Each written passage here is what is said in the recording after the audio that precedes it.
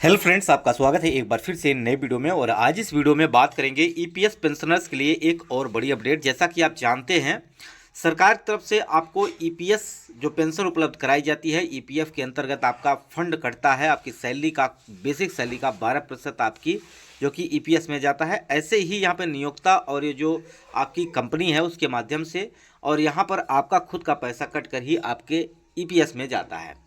तो ऐसे में कितना पैसा आपका जाता है पेंशन में, वो भी हम बात करेंगे। और अगर आप अपना पेंशन लेना चाहते हैं, वो भी जैसा कि 58 साल में आपको यहाँ पे पेंशन उपलब्ध होना शुरू हो जाती है, उससे पहले ही अगर आप 50 वर्ष में ही अपना पेंशन लेना चाहते हैं तो आपको कितना यहाँ पे कटौती की जाएगी, कितने प्रतिशत की कटौती करके आपको यहाँ पर पेंशन उपलब्ध कराई जाएगी, पूरी डिटेल में आज हम इस वीडियो में जानेंगे।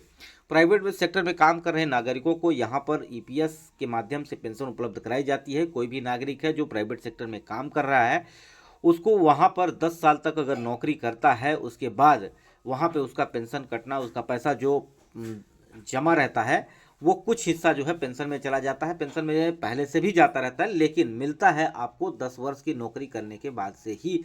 आपका वो जब उम्र आपकी हो जाएगी 58 साल या आपकी उम्र 50 साल, तब आप यहाँ पर पेंशन के लिए क्लेम कर सकते हैं। पूरी डिटेल में आज हम इस वीडियो में जानेंगे। वीडियो के अंत तक बने रहिएगा। चैनल पहली बार विजिट कर रहे हैं, चैनल को सब्सक्राइब कर लीजिएगा। इसके अलावा आपके मन में कोई प्रश्न है तो कमेंट जरूर करिएगा। देखिए फ्रेंड्स, अगर हम बात करें रिटायरमेंट के बाद फंड और पेंशन का लाभ पेंशन कर्मचारियों को, यानी पेंशन जो दिया जाता है वो आपको ईपीएस के माध्यम से मिला जाता है। यानी स्कीम का संचालन कर्मचारी भविष्य निधि संगठन ईपीएफओ द्वारा किया जाता है। ईपीएस पेंशन स्कीम में कर्मचारी हर महीने अपनी सैलरी का फिक्स्ड अमाउंट निवेश करता है। कर्मचारी के साथ कंपनी द्वारा भी यहाँ पर योगदान दिया जाता है। और प्राइवेट सेक्टर में काम कर रहे नागरिकों को ईपीएफओ के माध्यम से जो सैलरी होती है उसका बेसिक का 12% यहाँ पर डिडक्शन होने के बाद आपके ईपीएफ में चला जाता है, जिसके बाद आपको यहाँ पर पेंशन उपलब्ध कराई जाती है। देखिए, अगर हम बात करें यहाँ पे स्कीम की, तो रिटायरमेंट के बाद आपका जो पेंशन होता है वो आपका यहाँ पर शुरू हो जाता है। और यह स्कीम मैच्योर होती है तो फंड का एक हिस्सा एक मुश्त मिलता है आपको, और बाकी पेंशन के तौर पर आपको मासिक में दिया जाता है। वैसे तो कई लोगों को ईपीएफ के पेंशन का लाभ रिटायरमेंट के बाद मिलता है, लेकिन अगर कई कर्मचारी इस बात से अनजान हैं कि ईपीएस स्कीम में जॉब के साथ साथ भी आप यहाँ पर पेंशन का लाभ ले सकते हैं। यानी नौकरी करते दौरान भी आप यहाँ पर पेंशन का लाभ ले सकते हैं। वो भी आपको कितना मिलेगा वो भी हम यहाँ पे जानेंगे। देखिए, सबसे पहले हम बात कर लेते हैं, कर्मचारी अपनी बेसिक सैलरी का 12% हिस्सा जो कि ईपीएफओ में देता है। और 12% में से अगर बात की जाए तो 8.3% जो है अमाउंट जो आपका जमा हो जाता है। बाकी जो अमाउंट होता है वो 3.67% ईपीएस में चला जाता है, यानी पेंशन में आपका चला जाता है। अब ईपीएस में जो जमा राशि है वो मैच्योर होने के बाद आपको पेंशन के तौर पर आपको उपलब्ध कराई जाती है। तो ऐसे में यह पेंशन आपको अगर पहले लेना है, यानी जॉब करते वक्त भी आप अगर अपना पेंशन लेना चाहते हैं, तो इसके लिए क्या नियम है वो आप यहाँ पे देख सकते हैं।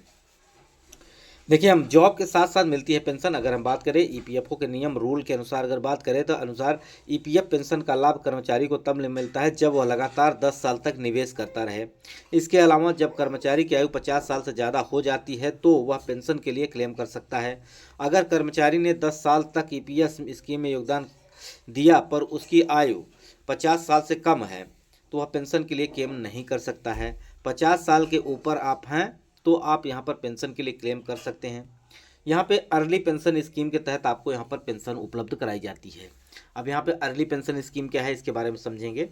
अगर कोई भी कर्मचारी है जिसकी आयु 50 साल से 58 साल के बीच में है, वह रिटायरमेंट से पेंशन ले इस जो पेंशन क्लेम कर सकता है, उस पेंशन की धनराशि कम मिलेगी।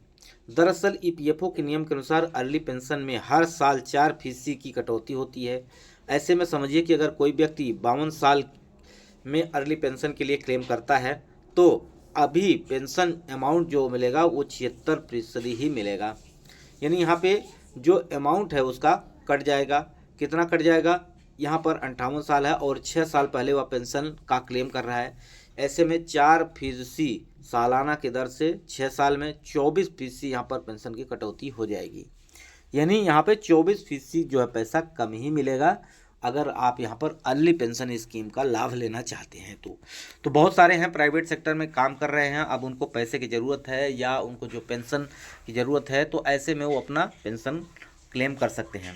बशर्ते अगर हम ईपीएस की बात करते हैं तो अभी फ़िलहाल में जो पेंशन यहाँ पर दिया जा रहा है वो न्यूनतम पेंशन जो कि दिया जा रहा है वो 1,000 रुपये से शुरुआत की जा रही है।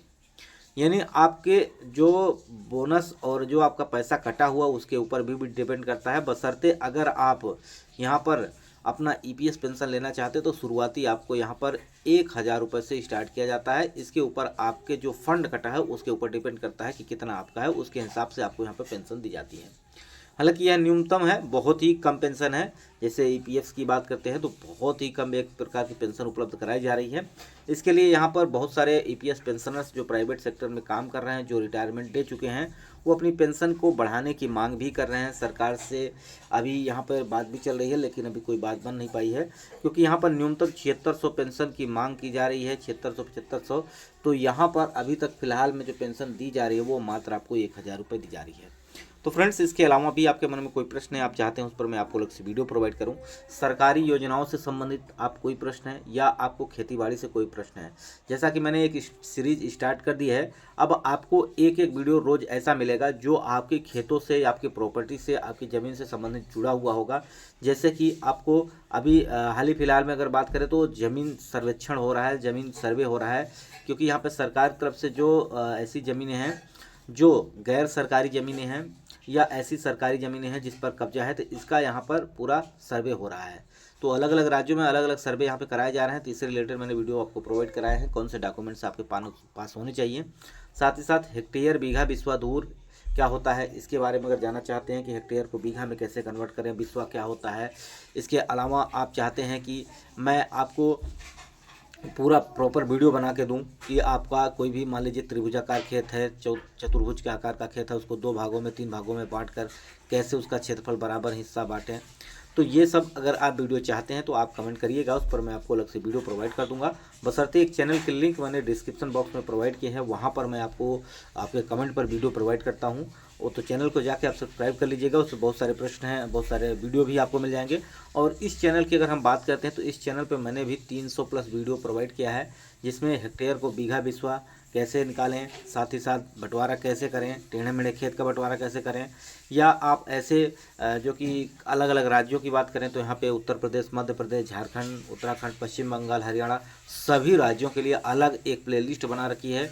उसमें मैंने आपको पूरा डिटेल में वीडियो भी प्रोवाइड कर रखा है, तो आप प्लेलिस्ट में जाके वीडियो ज़रूर देखिएगा।